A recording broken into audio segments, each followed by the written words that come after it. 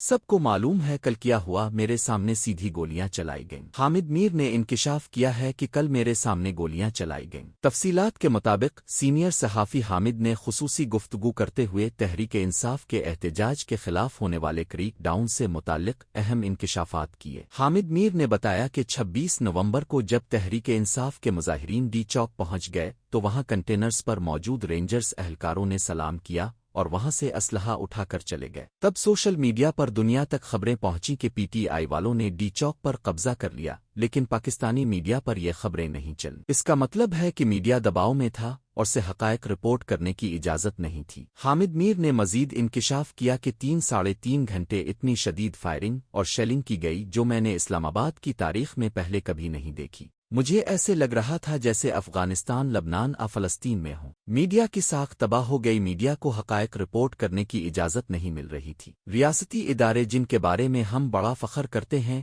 کہ کا ڈسپلن بڑا مثالی ہے۔ میرے سامنے کی بات ہے کہ پی ٹی آئی والے جب ڈی چوک پہنچے تو رینجرز والے سلام کر کے وہاں سے چلے گئے تھے، بعد وہاں کوئی اور فورس آئی جس نے آ کر فائرنگ کی، میرے سامنے گولیاں چلائی گئیں۔ افسوسناک بات ہے کہ رینجرز کے جوان شہید ہوئے، پولیس والے اور عام لوگ بھی شہید ہوئے۔ حامد میر نے کہا کہ کریک ڈاؤن کے بعد کچھ نوجوان سے مجھ سے بات کی کہ ہم دوبارہ واپس آئیں گے، جو کچھ ہمارے ساتھ کیا گیا وہی کچھ ہم بھی کریں گے۔ تحریک انصاف کے ورکرز بہت چارج تھے جو چاروں صوبے سے آئے، ان کی اکثریت غیر مسلح تھی۔ ان لوگوں کے پاس کوئی اسلحہ نہیں بلکہ ہاتھوں میں پانی کی بوتلیں، کچھ کے پاس غلے تھیں۔ کل جو کچھ ہوا اس سے خدشہ ہے کہ کچھ لوگ پارٹی چھوڑ کر شدت پسندی کی جانب جا سکتے ہیں۔ اس دن سے ڈریں جب ان لوگوں میں سے 1-2% نے بھی وہی کچھ کرنے کا فیصلہ کر لیا جو کل ان کے ساتھ کیا گیا۔ اس لیے حکومت کے وزراء جو بڑی باتیں کر رہے ہیں وہ تاریخ سے سبق سیکھیں۔ حامد میر نے مزید کہا کہ آنے والے دنوں میں مجھے مزید مسائل نظر آ رہے ہیں۔ 26 نومبر کو گولیاں چلیں اور لوگ واپس چلے گئے، لیکن مجھے لگتا ہے یہ لوگ واپس آئیں گے، کیسے آئیں گے یہ نہیں معلوم، لیکن بہتر ہے حکومت اور ریاستی ادارے ضد چھوڑ دیں اور مذاکرات کریں۔